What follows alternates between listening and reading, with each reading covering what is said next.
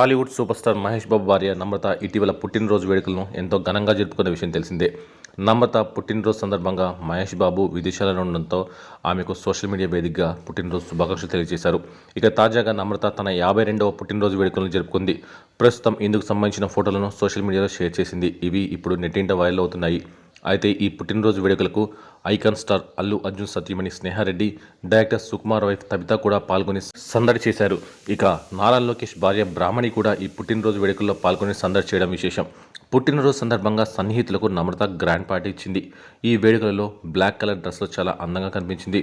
ప్రస్తుతం ఇందుకు సంబంధించిన ఫోటోలు నెట్టింట హల్చల్ చేస్తుండటంతో నమ్రతకు పుట్టినరోజు శుభాకాంక్షలు తెలియజేస్తున్నారు. ఇక ఇదిలా ఉంటే నమ్రతకు ఎంత క్లోజ్గా ఉండే రామ్ చరణ్ సతీమణి ఉపాసన ఈ పార్టీలో కనిపించకపోవడం అందరినీ ఆశ్చర్యపరుస్తుంది.